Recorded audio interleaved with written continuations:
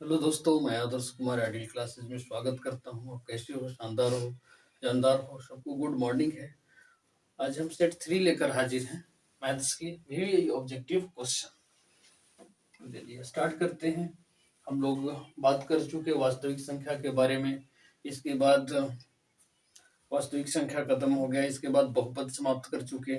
बहुपद के बाद अब आपको दो चर वाला रैखिक समीकरण और द्विघात समीकरण, तो मेन यही पार्ट करेंगे हम लोग।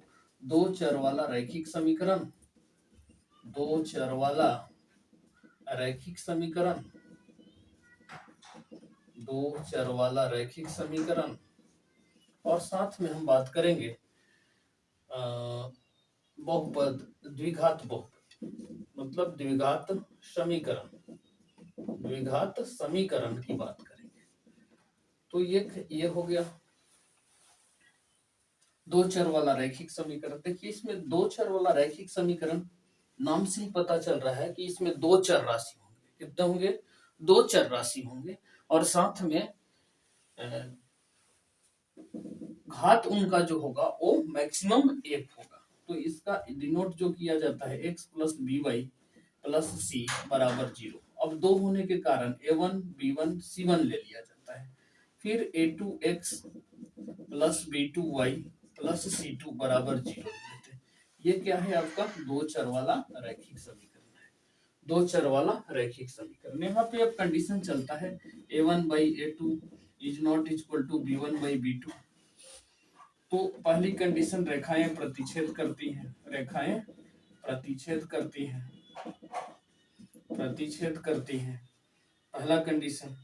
फिर दूसरी या बात याद रखना है कि हल एक और केवल एक होती है, हल एक और केवल एक होती है, केवल एक होती है।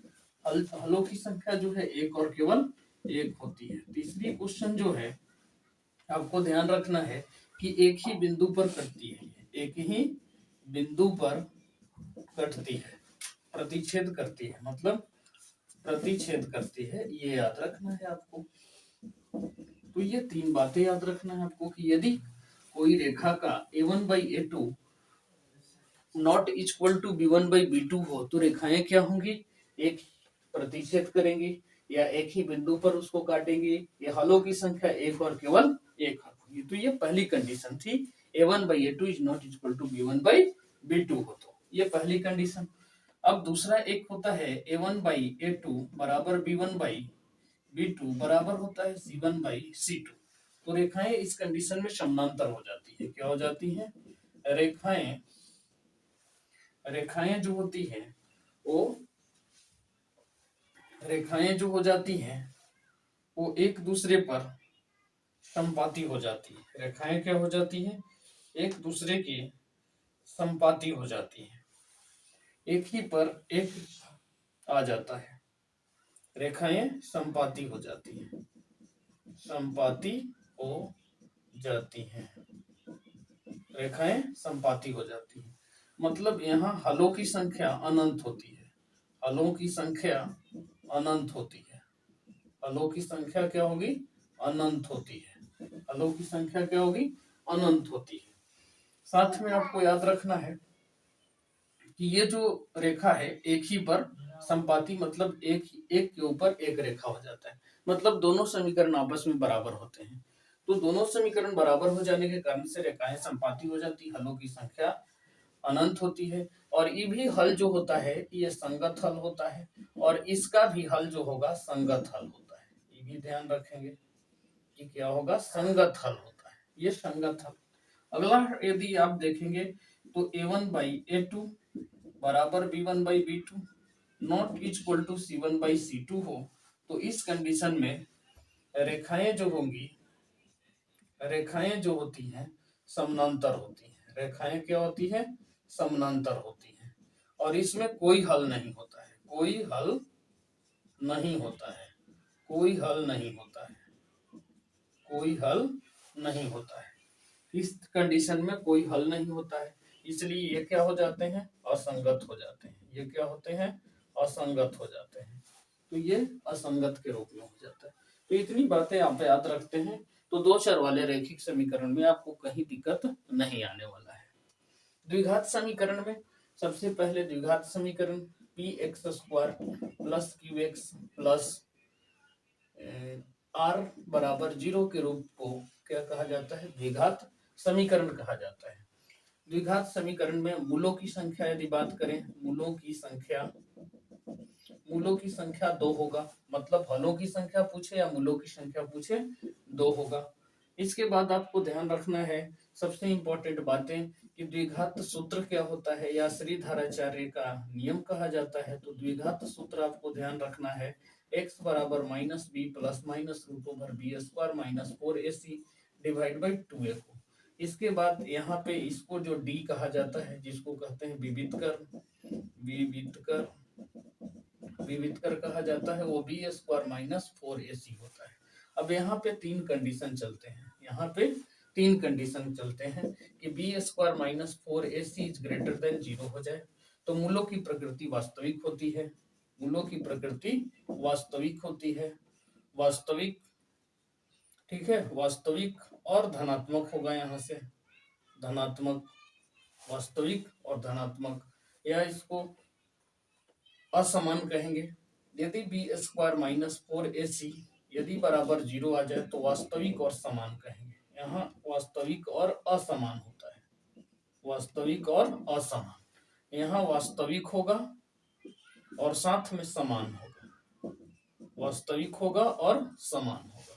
बी स्क्वायर माइनस 4ac, यदि बी स्क्वायर माइनस 4ac का वैल्यू जो है 0 से छोटा हो जाएगा तो वास्तविक नहीं होता है, वास्तविक नहीं होता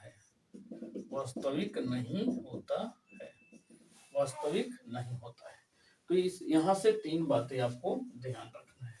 यदि बी स्क्वायर माइनस 4ac यदि बराबर है 0 के तो इसके मूलों की प्रकृति वास्तविक और समान होती है, तो वास्तविक और समान।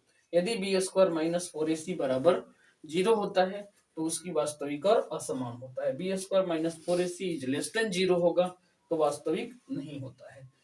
ध्यान रखना है कि इसका श्रीधराचार्य का रूल के नियम के अनुसार x बराबर ये हो जाता है। यहाँ भी अल्फा प्लस बीटा आप याद रखेंगे माइनस बी बाई ए और अल्फा इंटू बीटा बराबर सी बाई ए, ये भी याद रखना है आपको।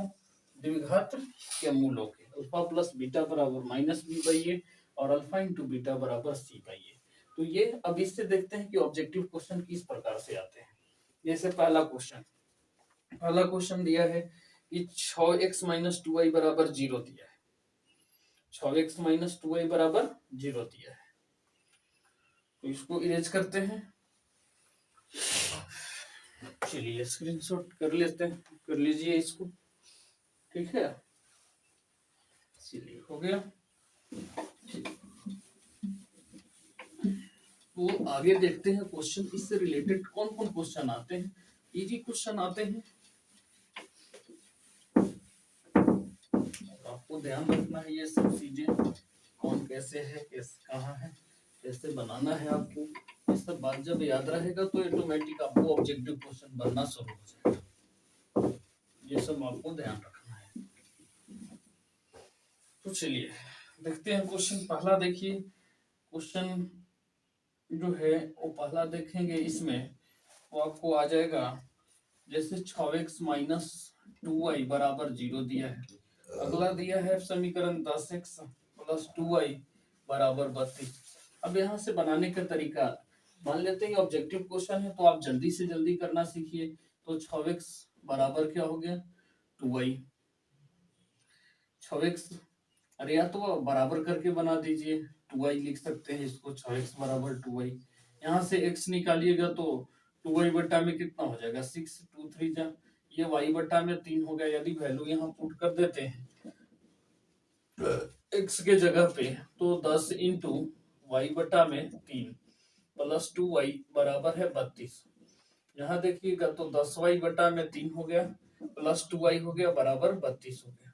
यहाँ से एलसीएम हो जाएगा 3, ये 10y प्लस 6y बराबर हो गया 32। अब ये 16y बटा में 3 बराबर हो गया 32, 16 दूना 32, y बराबर 3 दूना 6, ये आ गया।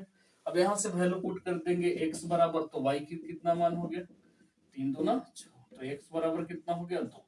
तो ये रैखिक से समीकरण से ऐसे आपको क्वेश्चन है।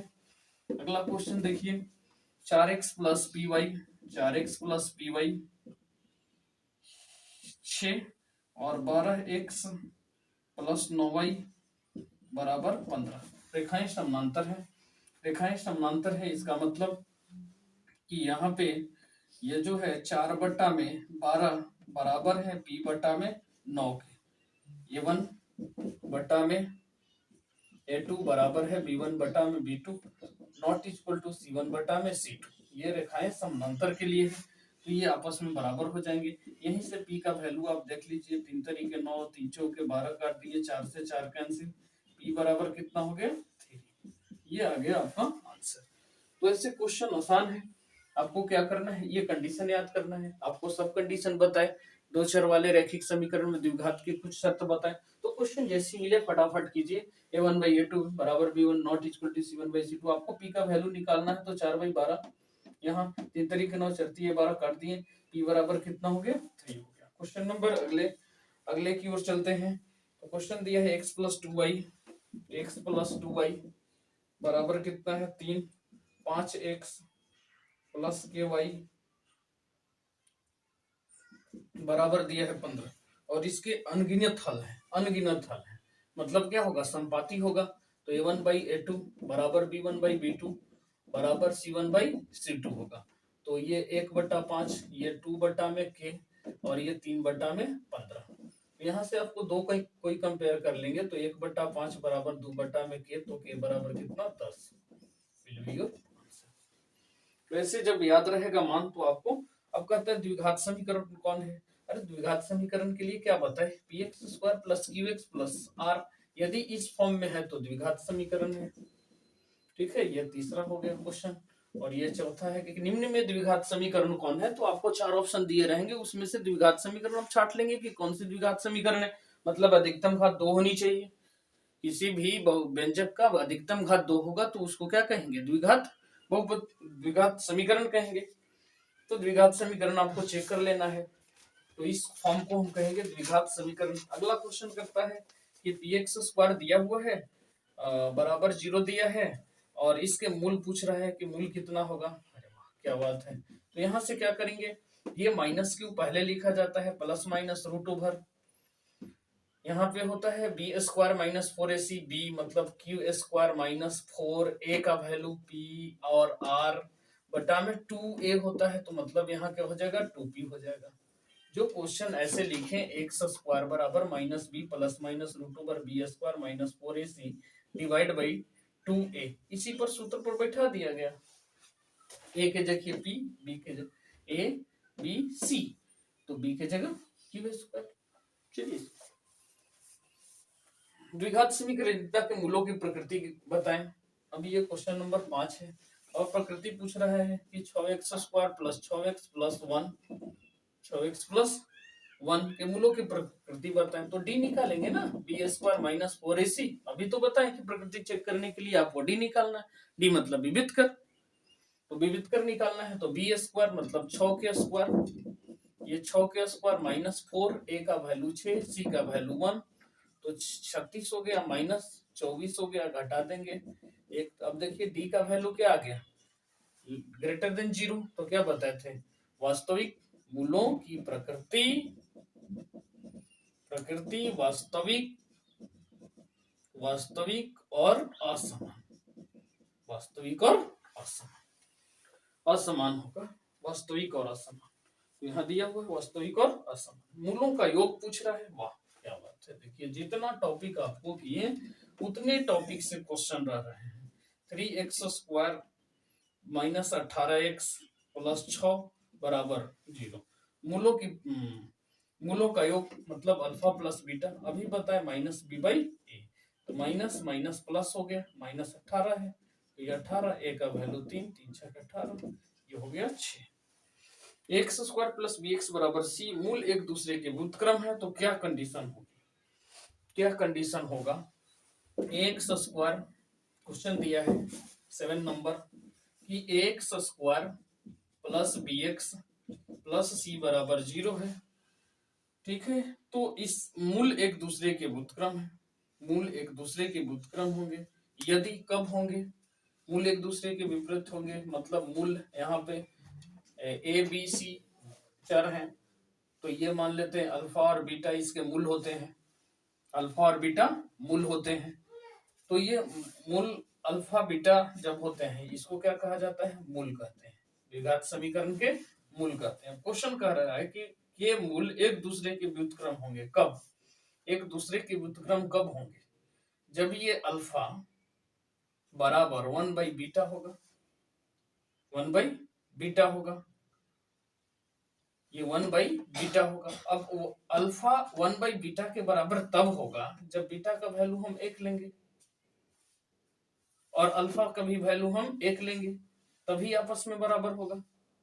इसका मतलब कि अल्फा बराबर बीटा होना चाहिए, तभी तो इसके मूल एक दूसरे के व्युत्क्रम होगा। अब यहाँ क्वेश्चन कहा जा रहा है कि क्या बी बराबर सी होगा, सी बराबर ए होगा, ए बराबर बी होगा, तो अल्फा प्लस बीटा, अल्फा और बीटा एक समान रहेंगे तो मूल इसके क्या होगा? एक दूसरे के व्युत्क्रम होगा। तो इतने क्वेश्चन थे दो चर वाले रैखिक समीकरण से और द्विघात समीकरण से पूरा पूरा क्वेश्चन करने की कोशिश किए और आपको फुल थ्योरी के साथ आपको ऑब्जेक्टिव क्वेश्चन करवाए हैं। आपको वीडियो जरूर अच्छा लगेगा यदि वीडियो के एंड तक बने रहेंगे तब। मिलते हैं नेक्स्ट वीडियो में, तब तक के लिए गुड बाय, जय।